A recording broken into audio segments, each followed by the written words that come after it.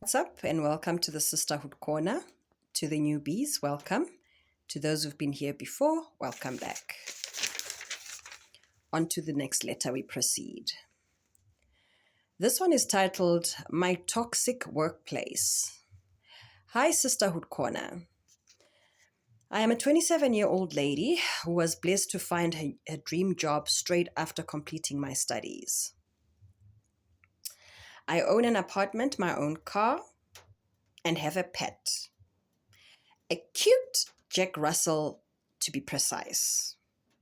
And I just love him.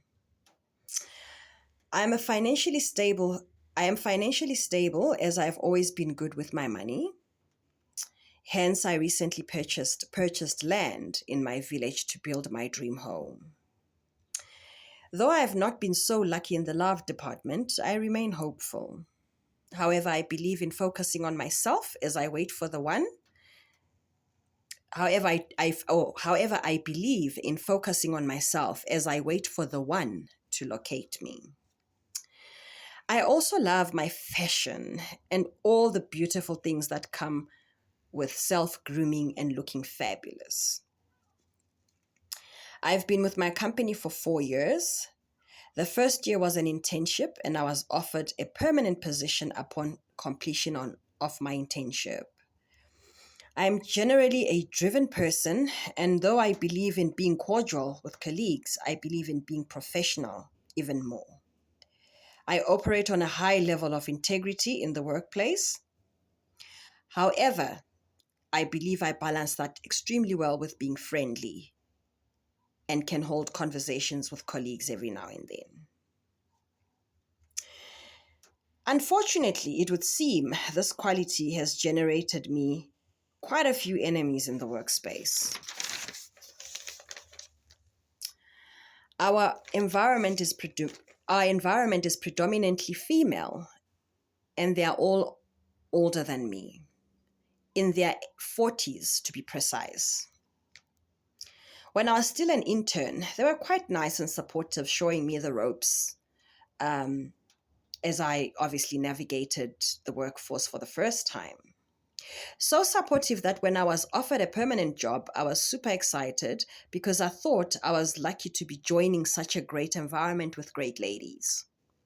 For the first year after becoming permanent, everything was fine. The second year, I moved out of home and I got an apartment, and then subsequently purchased my first car. I was so excited and shared my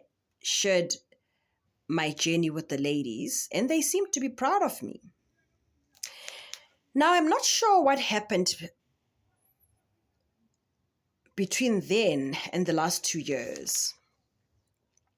The women who were once a support structure and great colleagues suddenly switched up on me and just started making my work life unbearable.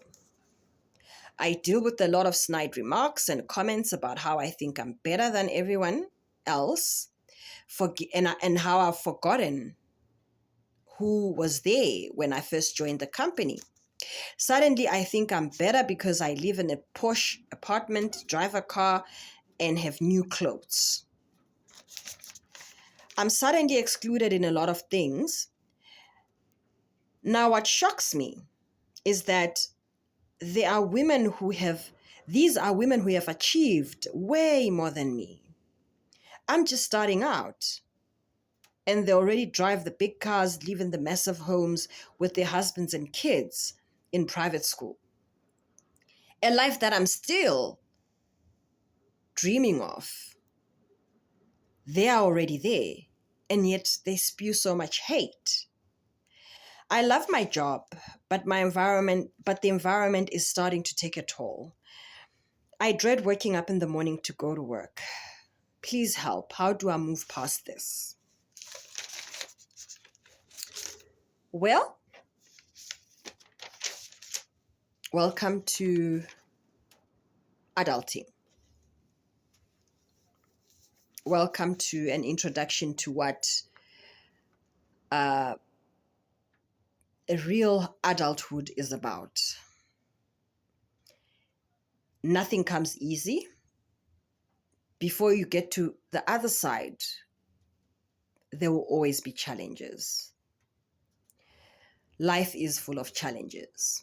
And this is probably your first challenge. I can tell with how all of this is how you've written this, and how, I can pick up the shock more than anything towards the end of the letter, in terms of, you being surprised. Now, let me say this to you. Kudos to you for really having a good head on your shoulders, owning an apartment, having your own car, all of that, being independent, but above all, being financially savvy, right? A lot of us in our 20s, I can promise you, we're not financially savvy. We're just spending, right? And certain situations in life forced us now to regroup and use our heads differently where finance is concerned. 20s are fun, and exciting. So especially when you have a job, and you know what I mean, if it's very easy to get sidetracked in terms of being financially savvy. So I applaud you for that. You have a very strong head on your shoulders. You're a great young mind. Now, I like the fact that you've given me a nice sequence to work with here. You do say that before, when you were in internship the first year and all of that, after internship, everything was great. And then you get the apartment, you buy the car and all of those things, and suddenly it has changed. I think you've answered your own question as to what's happening here. You've observed it to that point. It is what it is. You see, in life, there's certain people that like you because you're doing well enough, but not better than them. That's life lesson number one. They were supportive because you were below them in every way. It felt comfortable. What they didn't anticipate is how intelligent you truly, truly are, and how you would turn your life around in a short, specific amount of time. And remember, in a group of ladies who are much older than you, not all ladies, in particular groups like these in the workplace, these are people who are generally not even happy with their own lives. So you look on the exterior and say, oh, they are here, they've done so well for themselves, they're here, what do they have to be jealous of? They are jealous of the fact that they already have regrets about where they are in life and what they could do differently, and what you are is a trigger of what they should have done differently. I hope I'm making sense to you. And it's hard for you to look at it that way because you're like, but they got so much. You'll be surprised as to how many people have 10 times more things and they don't have peace, and they just don't have a sense of contentment. And once that is there, it tends to, this is what normally brings out such out of those types of women. I believe it happens with men too, but I'm going to speak from a female perspective. You see, my dear, there's something that you need to understand. Your fashion sense, your aura, because clearly you're a woman. When you walk, you have your own apartment, there's a confidence that comes with those types of achievements, okay?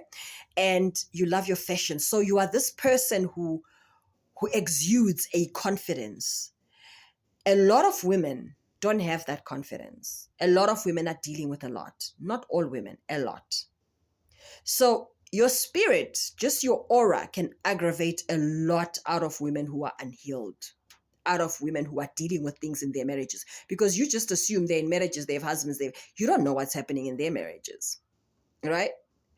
So, I'll tell you this little story. When I was 27, you just reminded me of my life at one time. I was doing, I was in a good space. I was not in a relationship for the first time in a while. I was just enjoying my life. I'd wake up in the morning. I'd actually moved into an apartment I'd always wanted to move into. Remember, I was influenced by things like sitcoms like Girlfriends and all of that. And I always wanted to have, living single, because I'm in my 40s now myself now. And I always was like, influenced by such things. And as a result, I always dreamt of having an apartment and, just living that sitcom life. So I created that for myself, right? At 27, I had that. I had my and fast forward, while I was in that apartment, I later had my own car. Like, I was just living that life, right? And I was enjoying myself. I was dressing up. Every single day for me was a fashion show, right? And when I tell you I worked for a company with ladies who were older than me, in their 40s, and when I tell you how much venom those women used to spit and how much they tried to make my life a living hell. And lucky for me, I'd seen that before in previous workspaces, right? So I wasn't really faced. I'd already toughened up a bit. I started working at 19, so I'd already toughened up a bit. So when they came through with their evil ways, because now they're being triggered, there was one specific one who had it all. Lived in an estate. She always used to brag about how she lives next to a certain celebrity's house and all of that stuff. She had cars. She was on a second marriage, and she was the breadwinner in that marriage. And her misery, once I understood that her misery had nothing to do with me. She had everything. She had everything material, that is, but she was so empty on the inside. When I tell you that woman hated me, that's an understatement. And every now and then she would slip up and tell me how I remind her of her youth. Then I got it and I put two and two together. Ah, I see. So I say this to say, you don't know what you aggravate in each and every one of these women's lives. You don't know what they're going through. On the exterior, it looks like they're great, but they're not. And the sooner you make peace with that and understand this has nothing to do with you, but everything to do with women who are unhealed, who need healing of their own, the sooner you will then bury your head in the work, tune everybody out, and start focusing on what it is that you want to achieve. Now, this is me assuming your environment hasn't gotten to a place where you have you fear for a mental breakdown, because there are people who've had mental breakdowns in the workspace, because women can be venomous, especially when they operate in a group. Remember, bullies operate in a group because they are weak individually, very weak. So if it's gotten to that point, then I suggest you start looking for another job.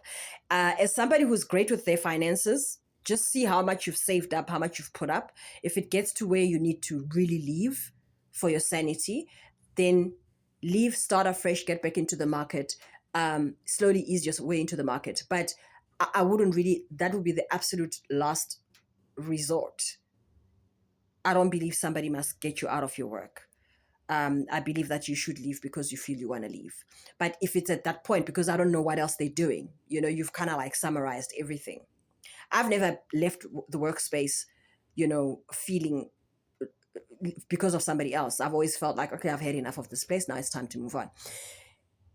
I will say this, though, that I remember the one thing that I say to myself after I dealt with that 40-something-year-old woman. I said, you know what? I don't want to hit 40 and be this person in the workplace to any younger woman. And to this day, I've lived by that mantra. It is the best decision I ever made for myself, because sometimes these things are a learning curve. So because I hit 40 and I thought, oh my God, what if maybe you hit people at 40 in their 40s are like this? No, it's not everybody in their 40s like this. Some of us are young at heart. We're enjoying our lives. We don't have time to look at younger women and be triggered by them in any way, shape, or form, right? So like I said, with this particular woman that I was dealing with, you could see I'm a trigger because she had a husband who wasn't working, but he had side chicks. And I think that the side chicks probably either looked like me or I looked like the type that could be her man's side chick. So she was triggered a lot by me. I could go on about the things she used to do, but it's really irrelevant because it has nothing to do with me. But the little that I've shared, I think find solace in it and understand that whether you like it or not, there are people who like you when they want to be comfortable around you, knowing that you're not doing better than them. But the moment you make a small change, even if it's not a change that's at their level, they're threatened. They don't like it, right? So there are people like that. Brace yourself. This is not the end. You will move from this workplace to another. You're 27, you're still going to work in other places. Brace yourself. If you are a woman who's the way that you've described yourself, you are always going to aggravate unhealed women. I hope this helps somehow. And I hope that you can navigate going forward. But other than that, from what I see, girl, you're doing fabulous. Never let anybody dim your light. Never let anybody... Your aura will always irritate crappy, unhealed women. Just know that. Take that as something and prepare yourself every time. But don't dim your light for anyone, ever.